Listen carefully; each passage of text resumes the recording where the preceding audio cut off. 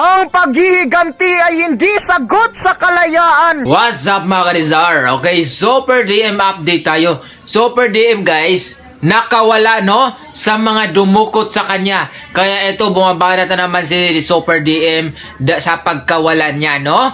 Nakawala sa kamay ng mga dumukot sa kanya at ngayon bumabanat sa pamamagitan ng makata ng boses niya. Okay? Panoorin po natin guys ang ating nag-iisang Super DM, ang Makata ng Bayan o Pambansang mga bayan guys. Okay, after niya makawala sa pagdukot sa kanya, eto nagwawala guys. Okay, nagtatago sa bukid kasi nakawala sa pagdukot. Okay, nagdukot di ay.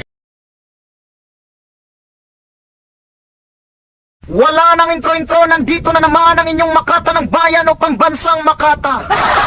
Hindi ko na maiintindihan ang nangyayari sa bayang ito dahil sobrang nakapagtataka. Dahil si First Lady Liza ay tinawag na pulburon ni Madam Maharlika. Hindi ako ma-cyber libel sapagkat hindi ako ang totoong may akda. Ngunit kung ako ang tatanungin, hindi ako naniniwala sapagkat kung magkain lang naman ng pulburon, bakit kailangan pang ipakita? Kahit siguro sariling gwardya ay walang alam sa sekreto nila. Ilalo na kaya ang vlogger na nasa Amerika. Kaya ang payo ko lang, huwag tayong maninira sapagkat sa panahon ngayon ay kailangan nating magkaisa. Tayo'y hindi mabuti at hindi rin masama sa madaling sabi tayo ay magkapari-pariha. Di ko lubos maisip bakit dito sa social media tila kayo ay nagkagera. Ano ang dahilan, Madam Boljakera? Bakit bigla ka na lang naging pambansang libakira? Kulang na lang maghubad ka ng bra. Tila pakiramdam ko ikaw ay sumusobra. Lahat ba ng layunin mo ay talagang oobra? Sabi mo ito ay puting ahas pero mas makamandag ka kasi para kang kubra. Madam Sara, batid mo ako ay iyong taga-suporta. Ngunit ipagpapaumanin mo ngayon sapagkat ako ay pumagit na. Bilang isang pambansang Makata, kailangan kong magsalita kung ano ang nakabubuti para sa bansa. Madam BP, batid kong hindi ka pabor sa kanyang pulisiya sa pagbibigay ng amnestiya. Pero sa pagkakataong ito, kailangan nating sumugal at kailangan nating tumaya. Kaya hayaan muna natin baka magtagumpay siya. Saka na lang tayo papasok kapag hindi niya nakinaya.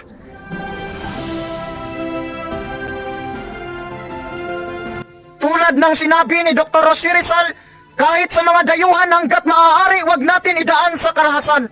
Kaya mahal na Pangulo, nakiisa ako sa usaping pangkapayapaan para sa bagong hukbong bayan. Sana ang amnestiya ito na ang magiging daan dahil napakasakit kung kapwa Pilipino ang maglaban-laban. Ang magkabilang panig ay parehas ng nasugatan. Wala na ang prinsipyong ipinaglalaban, kundi puro na lang ganti ang nasa isipan. Ang paghihiganti ay hindi sagot sa kalayaan.